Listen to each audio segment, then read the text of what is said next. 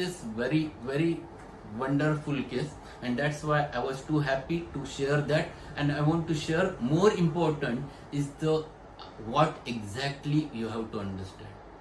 So where should be your eyes, where should be your senses, that's what you have to catch. So this is first. Now I will enter into one aspect which is the commonest aspect. It is just for the purpose of stimulation of our logic processes. But unless and until the state of disposition you have find it out, it doesn't have a significance, because it has been taught by a number of people. I agree with them, but what I want to suggest, unless and until you find it out what exactly disease is there, what is the miasmatic background of that disease, what is the constitution of the patient, where exactly do you expect the result, you should not go with these superficial versions. So we'll just learn few slides with there. Yes, before going to that, just Stuart Close, the genius of homeopathy. There is a formula to become successful homeopath. It's everyone, it is necessary, it's good one. What he says, success is directly proportional to your efficiency. What he says is very important. Success is directly proportional to your efficiency, and efficiency is dependent on three important qualities. First, there should be a native ability. There should be acquired technical proficiency. And third thing, logical consistency in applying the homeopathic principles. I don't want to teach you organon, but I want to apply this in this seminar. First important thing, you should have a native ability to learn, ability to develop yourself. Yes, I am interested, I want to go with this, I want to follow this, I will try my level best to achieve something. That ability should be there. If that will is not there, you will not going to get a success. And that's why Close says very clearly, it is related directly with efficiency, and efficiency depends upon this first native ability. So the thought should be there, yes, I want to go ahead. That will should be there, yes, I want to treat difficult cases, I want to deal with the pathology. Second is acquired technical proficiency, that I will going to share when case will be there, and in next for certain thing. Technical means all technology. This is the technology because of which we are joined together. This is the technology because of which we know each other. Same is true when you deal with the technology, then because of technology we can repertorize each and every case, which was not possible 30 years back when I started practice. It is very difficult to repertorize 1 or 2 cases because it took nearly about the 2 hours, 3 hours to solve one case. So this is too important. So you have to utilize, you should be very clear with the technology, and that technology gives you more success. There was one question over there that how did you administer drug for this baby? Only 1 drops directly into the mouth of the child. I asked her to put a drop over there directly in the mouth, and it 1 drop of 30 potency, that's all. So it was given like this. Third important thing, logical consistency in applying the homeopathic principles. One more thing I want to share, that we'll discuss questions later so that it will not disturb the flow of the lecture. Yes, whatever may be the question, I will keep 15 minutes, last 15 minutes to discuss your questions, and we'll share over there. Logical consistency in applying the homeopathic principles. Yes, you must think logically. When you apply the principles, you should be very clear with your principles, your thoughts, the concepts in the homeopathy, the dynamics in the homeopathy. So you should not just follow whatever is given, whatever is there in the books, and that's what you are going to follow. It is not like that. You have to utilize your intellect. We are missing that, and that is what is very important. So let us go ahead with the simple things. My question is, when a case taking starts? Case taking starts anytime. These are superficial things which I will going to share, but it stimulates your mind how the case starts. So case starts, there are few points. How a patient approaches towards you. This is too important.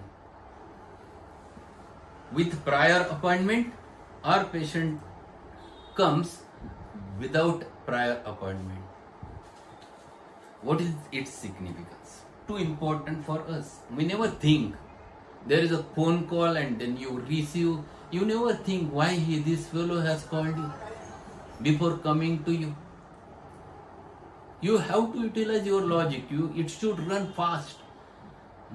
I always suggest that the homeopaths, one rubric should be alert or quick to act. It should be very, very alert to catch the things. So there might be many things. Someone says it might be impatience. So with prior appointment, what patient says? With the telephone, with the mobile, with the email, there might be a different ways with which patient comes. This is just inductive reasoning. I'm not going to tell you, yes, this is the thing. It stimulates your mind. There might be a possibility patient might be fastidious, patient might be meticulous, patient might be careful, patient might be impatient, patient might be cautious, patient might be serious and earnest. There are a number of things which you can think of with this patient. So with prior appointment, if a patient calls, your mind should be alert enough why he has called. And there is another type of patient where patient comes directly into the clinic and wants to meet you. Then there might be a patient might be abrupt, patient might be careless, patient might be frivolous, he might be inquisitive, he might be in the light, he wants something to throw upon his disease. There might be anything. But only thing is that you have to think. Your mind should work with this. And this is how we have to develop our logic. We have to give a stimulus to our mind. Second question, how a patient enters in your clinic. So his behavior at the reception and at the waiting room. See, here comes the acquired technical proficiency. If you have a CCTV and you have cameras in your OPD, in your waiting room, and access is there in front of you, you can just go on observing the patient sitting in the waiting room and you can get many clues over there how the patient behaves with the receptionist. You can get many things. You can find it out, patient might be dictatorial over there, patient might be polite, patient might be yielding, submissive, he might be very hard for inferiors over there, and when he enters in your room, he might be very kind, he might be mild, he might be audacious. All these are the rubrics, but these gives the individuality, it's okay. But still, these are very superficial thoughts. These are inductive reasonings. These inductions are not perfect, they are not truth unless they are verified. So patient might be taciturn, patient might be communicative, patient might be pompous. Pompous means patient tells receptionist, tell the doctor I am there in the waiting room. This is pompous. Importance feels he is pompous, he is someone, he feels he is someone. So this gives the individuality, agreed. Yes. But you should not go with remedies directly, because of this sometimes you become prejudiced. Only thing is that these things should be there in your mind. Then third thing, how a patient enters in your cabin directly. When he enters in your cabin, his gestures, his behavior, his nature at the entry, everything matters. So whether he reverence means he comes and he says namaskar doctor, he says namaskar to all people who are sitting over there. It shows the reverence on the part of that patient. He might be polite or he might be abrupt. He directly opens the door, enters, doctor may I come in? Abrupt. His behavior might be abrupt. He might be yielding or submissive. He comes inside your cabin very kindly, and at the reception he was arrogant. So there are varieties. These are the approaches which you think at the back of your mind when you are observing. These are your senses should be alert to catch all those things. How the patient looks, whether he looks confident, whether he is absolutely having no confidence, whether he is taciturn. So all things which you can catch. Whether patient starts narrating his problem or whether attendant starts explaining about the patient. So whether the patient is communicative, whether patient is secretive, whether patient is reserved, whether he wants to hide, whether he wants to open up nakedly, is mild or inclined to make noise, varieties comes. All those things matters to understand the individuality of the patient. Yes, definitely. But these are important only when you have understood the patient's disease.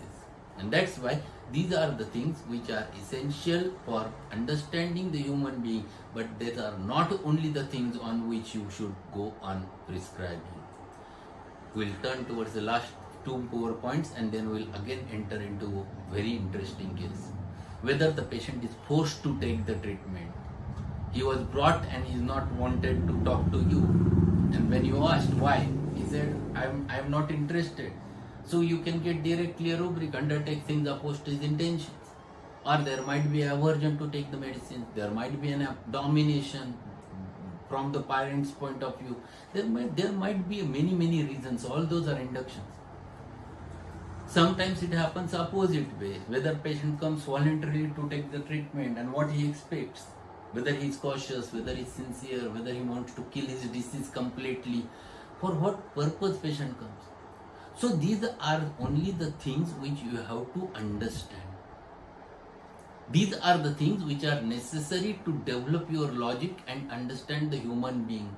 These are the observations which you can make.